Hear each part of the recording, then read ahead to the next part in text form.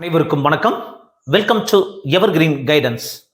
NEET 2024 examination result வந்ததிலிருந்தே பெற்றோர்களுக்கும் மாணவர்களுக்கும் ஒரு பய உணர்வை ஏற்படுத்தியதுங்க. அது லாஸ்ட் இயர் ரேங்கை கம்பேர் பண்ணும்போது இந்த வருஷம் ரேங்க் நிறைய difference, cut off difference 70 mark 80 mark வரைக்கும் கட் ஆஃப் இன்க்ரீஸ் ஆயிருமோ அப்படிங்கிற ஒரு சுச்சுவேஷன் வந்துருச்சு. அதே சூழ்நிலையில் நிறைய குளறுபடிகள் நேஷனல் டெஸ்டிங் ஏஜென்சி என்டிஏ நடத்தக்கூடிய இந்த நீட் எக்ஸாமினேஷனில் நிறைய குளறுபடிகள் நடந்துட்டது உங்களுக்கு தெரியுது.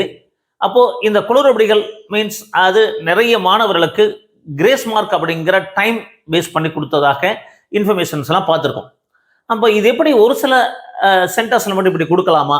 அப்போ நிறைய எக்ஸாமினேஷன் சென்டரில் ஒரு 5 நிமிஷம் முன்கூட்டியே டெஸ்ட் பேப்பரை அது OMR ஷீட்டை வாங்கியிருக்காங்க. சரிவர இன்விஜிலேட்டர்ஸ் ஒரு ட்ரெயின் ஆகாதனால நிறைய குழந்தைகளுக்கு மன உளைச்சலை ஏற்படுத்தியிருக்காங்க அப்படிங்கிறது நிறைய பெற்றோர்களும் குழந்தைகளும் நமக்கு ஷேர் பண்றாங்க.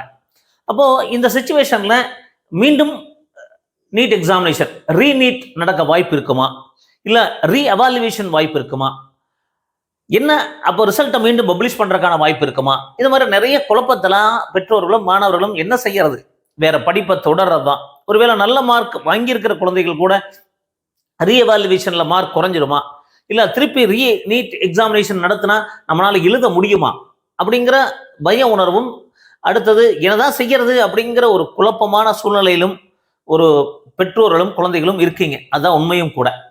அப்போ இந்த ரீநீட் மீண்டும் நீட் எக்ஸாமினேஷனுக்கு வாய்ப்பு இருக்குமா, இல்ல ரீஎவாலுவேஷனுக்கு வாய்ப்பு இருக்குமா, இல்ல ரிசல்ட் மீண்டும் பப்ளிஷ் பண்றதுக்கு வாய்ப்பு இருக்குமா?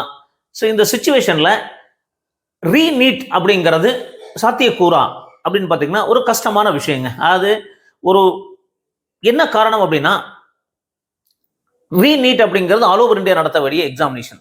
அப்போ இந்த நீட் எக்ஸாமினேஷனை திருப்பி பிளான் பண்ணி நடத்தும் போது நம்மளுடைய ஒருவேளை MBBS கிடைக்கலன்னா வேற படிப்பை தொடரலாம் நினைச்சிட்டு இருக்கிற குழந்தைகளுக்கு அப்போ வேற படிப்பையும் தொடர முடியாமல் போறதுக்கு வாய்ப்பு இருக்குங்க. அப்போ இந்த ரீநீட் அப்படிங்கிறது ஒரு மிகப்பெரிய சவால். அது NTA-க்கும் சவால், அதை விட குழந்தைகளுக்கும். இப்போ நீங்க நல்ல மார்க் வாங்கியிருப்பீங்க, ரிப்பீட் பண்ணியிருப்பாங்க, ரீரிப்பீட் பண்ணியிருப்பாங்க. அப்போ இந்த சிச்சுவேஷன்ல மீண்டும் நீட் எக்ஸாமினேஷன் அப்படிங்கிறது நிறைய குழந்தைகளுக்கு அப்படியே ஒரு என்ன செய்யறது, இன்னெல்லாம் பரீட்சை திருப்பி 2 மாசத்துக்கு அப்புறம் பரீட்சை எழுத முடியுமானா அதெல்லாம் ஒரு சாத்தியக்கூறு அப்படிங்கிறது நிறைய குழந்தைகளுக்கு வாய்ப்பு ரொம்ப ஒரு சிச்சுவேஷன் மிக ஒரு மோசமான நிலைமையை தள்ளிவிடுங்க. அதான் உண்மையும் கூட. அப்போ இந்த ரீநீட் எக்ஸாமினேஷன் வாய்ப்புகள் எப்படி இருக்குன்னு ஒரு பக்கம் இருந்தாலும் ரீஎவாலுவேஷன் ஆஃப் OMR நிறைய குழந்தைகள் பார்த்தீங்கன்னா OMRல ஷேட் பண்ண கம்பேர் பண்ணும்போது ஃபைனல் ஆன்சர் கீ கம்பேர் பண்ணும்போது ஸ்கோர் கார்டு மார்க் மாறி இருக்கு அப்படிங்கிறாங்க. அது இந்த மாற்றம் எப்படி வந்திருக்கு? நிறைய எனக்கு பேரண்ட்ஸ் ஃபோன் பண்ணும்போது கூட பார்த்தீங்கன்னா ஒரு சில பேரண்ட்ஸ் எல்லாம் அழுதுட்டாங்க. சார் 610 வருது, எனக்கு 585 தான் வருது, 584 அந்த மாதிரி ஒரு 20 மார்க் டிஃபரன்ஸ் வருது அப்படிங்கிற சுச்சுவேஷன்லாம் இருக்குங்க. 30 மார்க் டிஃபரன்ஸ் இருக்கிற மாதிரிலாம் சொல்றாங்க. அப்போ இந்த ரீஎவாலுவேஷன் பண்ணி கொடுத்தான், அது எல்லாருக்குமே ரீஎவாலுவேஷன் பண்ணும்போது இந்த ஷேட் பண்ணதுனால பிரச்சனை இருக்கா, அல்லது இவங்க சரியான முறையில் எவாலுவேட் பண்ணலையா? அப்போ இந்த NTA கண்டிப்பா இந்த ஒரு கமிட்டி அமைச்சிருப்பாங்க இல்லைங்களா, அதை பேஸ் பண்ணி கண்டிப்பா ரீஎவாலுவேஷன் ஆஃப் OMR பண்ணி கொடுத்தாங்கன்னா டெஃபினட்டா நமக்கு ஒரு மாணவர்களுக்கு நிறைய குழந்தைகளுக்கு ஹெல்ப்ஃபுல்லா இருக்குங்க. ஆல்ரெடி கரெக்டா இருக்கிறவங்களுக்கு பிரச்சனை இல்லை, யார் யாருக்கெல்லாம் பிரச்சனை இருந்திருக்கும் அவங்களுக்கெல்லாம் சால்வ் ஆகிறதுக்கான வாய்ப்புகள் இருக்கும். அப்போ இந்த ரீஎவாலுவேஷன் ஆஃப் OMR பாசிபிள் தான். அப்போ இந்த ரீநீட் அப்படிங்கிறது கொஞ்சம் கஷ்டமான விஷயம். நிறைய நல்ல மார்க் வாங்கியிருப்பாங்க, அவங்களுக்கெல்லாம் திருப்பி எக்ஸாமினேஷன் வச்சா வேண்டாம்னு நினைப்பாங்க. மார்க் குறைவா வாங்கினவங்க திருப்பி நீட் எக்ஸாம் வச்சா நம்ம நல்லா எழுத முடியும் அப்படின்னு நினைக்கலாம். அப்போ இது 2 பக்கம் கருத்து இருக்குங்க. ரீ எக்ஸாமினேஷன் வைக்கலாம்னு ஒரு பக்கம் குழந்தைகள் நினைக்கலாம், ஒரு பக்கம் ரீ எக்ஸாமினேஷன் வேண்டாம்னு நினைக்கலாம். பட் இந்த ரீ எக்ஸாமினேஷன் வைக்கும் போது காலதாமதம் ஏற்படுங்க. இப்போ நீங்க ஒரு ஜாப் ரிலேட்டடா ஒரு ரீ எக்ஸாமினேஷன் வைக்கிறோம் அப்படின்னா அது டிலே ஆகிறதுல பிரச்சனை இல்லை. இது படிப்பு சம்பந்தமான ரீ எக்ஸாமினேஷன் போது மீண்டும் எக்ஸாமினேஷன் நடத்தி ரிசல்ட் நம்ம கவுன்சிலிங் முடியும் போது ஒருவேளை கிடைக்கலன்னா வேற படிப்பை தொடர்றது ரொம்ப கஷ்டமா இருக்குங்க. அப்ப இந்த NTA என்ன செய்யணும் அப்படின்னா, அது ஒரு தெளிவான கமிட்டி போட்டிருக்காங்க, பட் தெளிவான ஒரு முடிவு எடுத்து அது நிறைய குழந்தைகளுக்கு மட்டும் கிரேஸ் மார்க் டைம் பேஸ் பண்ணி கொடுத்துருப்பீங்க. இந்த மாதிரி நிறைய சென்டர்ஸ்ல இந்த மாதிரி நடந்திருக்கு. அப்போ இந்த டைம் டிலே அப்படிங்கிறது கொஸ்டின் பேப்பர் மாற்றி கொடுத்துருக்காங்க, உங்களுக்கே தெரியும் தூத்துக்குடியில. அப்போ இந்த மாதிரி நிறைய இடத்துல கொஸ்டின் பேப்பர் மாற்றி கொடுத்துருக்காங்க, டைம் டிலே நடந்திருக்கு. பட் தமிழ்நாட்டில் அந்த இன்ஃபர்மேஷன்லாம் போய் சேர்ந்து அவங்க பண்ணாங்களான்னு தெரியல. ஒரு சில மாநிலத்தில் மட்டும் பண்ணியிருக்கலாம். அப்போ படிச்சுன்னா அது மாதிரி இந்த டைம் டிலேக்கோ வேற ஏதாவது கொஸ்டின் பேப்பர் சேஞ்சுக்காகவோ நீங்க கிரேஸ் மார்க்கெல்லாம் கொடுக்குறோம் அப்படின்னா யூனிஃபார்மா இருந்தால் பிரச்சனை இல்லை. ஸோ ஒரு சில இடத்துல மட்டும் கொடுத்துட்டு ஒரு சில இடத்துல கொடுக்கலங்கிறப்போ இது ஒரு பெரிய ஒரு மாற்றத்தை நிறைய குழந்தைகளுக்கு இடம் கிடைக்கக்கூடிய வாய்ப்பை இழக்க நேரிடுங்க. அப்போ இந்த என்டிஏ மிக கவனமாக அது கமிட்டி மூலமாக ஒரு தீர்வெடுத்து ரீஎவாலுவேஷன் பண்ணலாம்.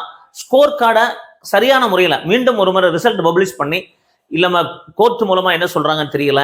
நிறைய கோர்ட்ல நிறைய பெட்டிஷன் கொடுத்துருக்காங்க. ஸோ இதெல்லாம் முடிஞ்சு கண்டிப்பா ஒரு தெளிவான ஒரு 10 days 15 days ஒரு முடிவு தெரிஞ்சிடும். இதன் காரணமாக என்ன ஆகுது பார்த்தீங்கன்னா இந்த கவுன்சிலிங் ப்ராசஸ் டிலே ஆகுது. இதுலயுமே பிரச்சனை தான். அது கவுன்சிலிங் டிலே ஆனா இன்ஜினியரிங் கவுன்சிலிங் போகணும்னு நினைக்கிறோம். ஒருவேளை இதுல பார்டர்ல இருக்கவங்க கிடைச்சிட்டு மெடிக்கல் கிடைக்கலன்னா வேற கோர்ஸ் போகலாம் நினைக்கிறாங்க இல்லையா, அப்போ அது டிலே ஆகுது. Paramedical courses, so AYUSH courses, இந்த மாதிரி மெயினாக எம்பிபிஎஸ் பிடிஎஸ் நடத்தி முடிச்சுட்டு தான் மற்ற கவுன்சிலிங்கள் நடத்துவாங்க. பட் ரிசல்ட்டை வந்து 10 days முன்னாடியே வந்துடுச்சு. இவ்வளவு அவசரமா ஏன் இந்த மாதிரி என்டிஏ பப்ளிஷ் பண்ணி கடைசியில் எல்லாமே ஒரு குழப்பத்தில் முடிஞ்சிருச்சுங்க. பொறுமையா அது கரெக்டான முறையில் சொன்ன டேட்ல பப்ளிஷ் பண்ணிருக்கலாம். 10 days முன்னாடி பப்ளிஷ் பண்ண வேண்டிய அவசியம் கிடையாது. யூஸ்வலாக 14th பப்ளிஷ் பண்ணி இன்னும் தரவை செக் பண்ணி அது சரியான முறையில் அது இந்த OMR ஸ்கேன்ல இருந்து சரியான முறையில் பப்ளிஷ் பண்ணியிருந்தாங்கன்னா இந்த ஒரு மிக ஒரு மோசமான சூழ்நிலையை மாணவர்களுக்கும் பெற்றோருக்கும் ஏற்படுத்தியிருக்காரு. அப்போ இந்த குழப்பத்தில் இருக்க குழந்தைகளுக்கு நீங்க ஒரி பண்ணாதீங்க. அது ரீட் நீட் அப்படிங்கிறது பாசிபிள் இருக்க வாய்ப்பு இருக்காது. ஏன்னா அது மிகப்பெரிய ஒரு டாஸ்க்குங்க. அப்போ ரீஎவாலுவேஷன் பண்ணி கொடுத்தாங்கன்னா கண்டிப்பா குழந்தைகளுக்கும் பெற்றோர்களும் எல்லாருக்குமே நல்லது. அப்போ இந்த என்டிஏ கிட்ட நம்ம ஒரு தாழ்மையான ரிக்வஸ்ட், அது ஒரு நல்ல கமிட்டி மூலமா எங்கெங்கெல்லாம் இந்த ஆன்சர் லீக் ஆச்சு, எங்கெங்கெல்லாம் இந்த குளறுபடி நடந்தது, ஸோ அதெல்லாம் ப்ராப்பரா ஐடென்டிஃபை பண்ணி அதுக்கு அக்செப்ட் பண்ணிட்டு என்டிஏல வந்து தவறு நடந்திருந்தா அந்த தவறை அக்செப்ட் பண்ணிட்டு அதுக்கடுத்து மீதி நல்ல முறையில் நமக்கு ரிசல்ட்டை பப்ளிஷ் பண்ணி இந்த என்டிஏ நீட் ரிசல்ட்டை கொடுத்தது அப்படின்னா குழந்தைகள் அடுத்த கவுன்சிலிங் ப்ராசஸ்க்கு ரெடி ஆகி ஒரு டாக்டர் கனவை நிறைவேற்றணும் அப்படின்னா இது என்டிஏ கிட்ட இருக்குங்க. அப்போ இந்த என்டிஏ இந்த சுச்சுவேஷனை புரிஞ்சுக்கிட்டு ஸோ பெற்றோர்களுடைய மாணவர்களுடைய மனநிலையை புரிஞ்சு செயல்பட்டுச்சு அப்படின்னா எல்லாருக்கும் சந்தோஷமா இருக்கும். இல்லை நான் அது செய்யலை, இது நடக்கலை, அது நடக்கலைங்கிறத விட என்ன நடந்திருந்தாலும் அதுக்கான தீர்வு, எது பிரச்சனை நடந்தாலும் ஒரு தீர்வு இருக்கு இல்லைங்களா? ஸோ அந்த தீர்வை கரெக்டான முறையில் கொண்டு வந்தாங்க அப்படின்னா டெஃபினட்டா ஒரு நல்லதாக இருக்கும். ஸோ இந்த மாதிரி நிறைய அப்டேட்ஸ் பண்ணிட்டே இருக்கும். எங்கள் சேனல் பிடிச்சிருந்தா சப்ஸ்கிரைப் பண்ணுங்க, எங்களுக்கு என்கரேஜ்மெண்ட்டாக இருக்கும். மீண்டும் ஒரு நல்ல பதிவுடன் உங்களை சந்திக்கின்றேன். நன்றி, வணக்கம்.